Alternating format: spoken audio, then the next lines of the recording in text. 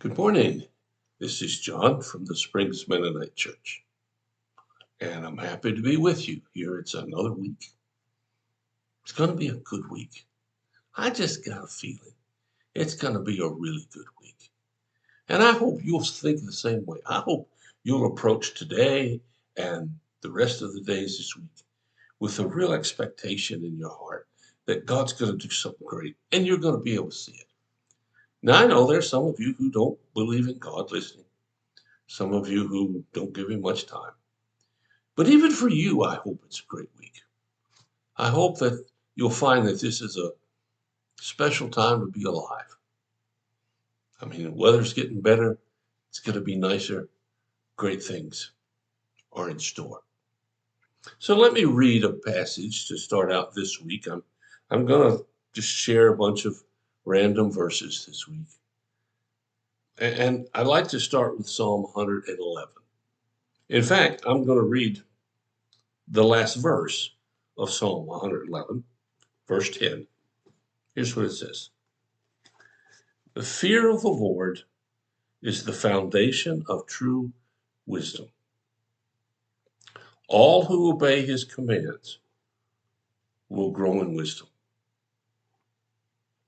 Okay, let's start here with the word fear. As I've said before, maybe you've heard me say it, maybe you've heard other people say it. The word fear in the Hebrew does not mean to be afraid, to be scared. It means to be respectful and be in awe. It means to approach with great humility towards whatever it is you're approaching. And in this case, it says fear of the Lord, being humble before God. Now, what does that mean? Well, it means letting God be God instead of you trying to be God. Oh, I know some of you would never think of that, but maybe you do it even without thinking about it. You know, whenever we try to make our plans work without asking if they're God's plans, well, that changes things. So it says here that respect of God is the foundation. Now think about that. You build a house, it doesn't have a good foundation, nothing good's going to happen after that. It's going to settle, house will get cracks in it, windows won't open, doors won't shut. And in order to fix the problem, you're going to have to do an awful lot of work. Much, much more than you would have had to have done in the first place if you had just built a good foundation. The foundation is the bottom part upon which everything else comes from. Everything. That has to be solid. So I'd ask you the question, what is your foundation?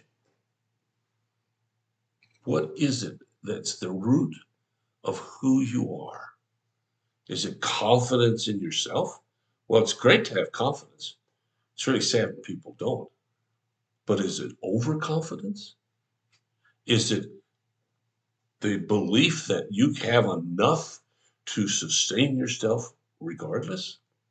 I remember at the height of the survivalist groups, and they may still be doing the same sort of thing.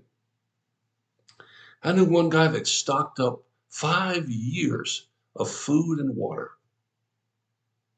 Well, as monumental of a task as that would be, the question arises, well, what's he going to do after 5 years? You know, if we're going to blow the place up, it's going to take more than 5 years to recover.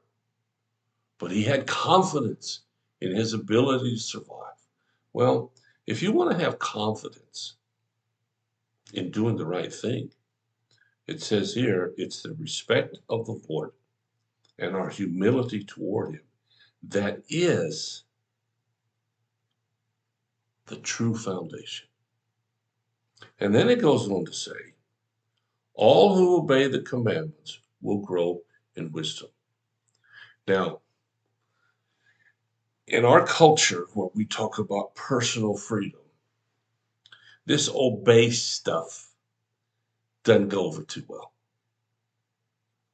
I mean, how many people have never broken a driving law or a road sign, never gone over the speed limit, never crossed a line without putting on a signal, never kind of snuck through a red light when you shouldn't have? How many of us have never done that? Well, I don't know of anybody. Maybe you do, but I sure don't. But yet, towards God, obeying is the process by which we gain wisdom.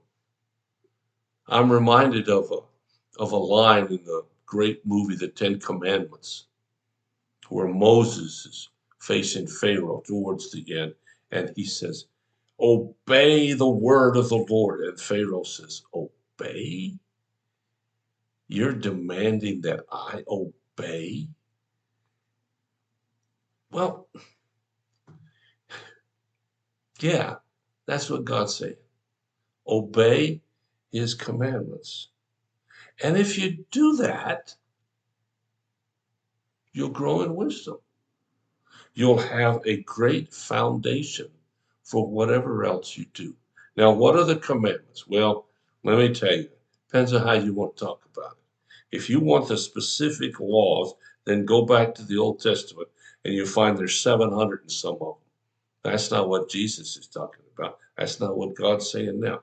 Here he's talking about really just a few. Love one another, love your enemies, have compassion on people, seek God first. No, read the Sermon on the Mount, Matthew's chapters 5, 6, and 7. That'll give you a good start. But yet, once we have a humility towards God, then obeying what he wants us to do gets a lot easier. So I want to invite you this week. What is the foundation to think about? What is the foundation of your life?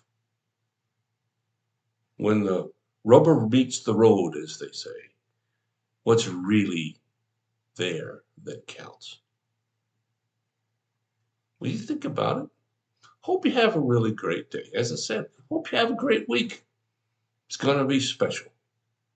If you have a need or a concern, let us know. We'll do whatever we can as fast as we can to help meet your need. Thanks so much for listening. I'll be back tomorrow. Take care.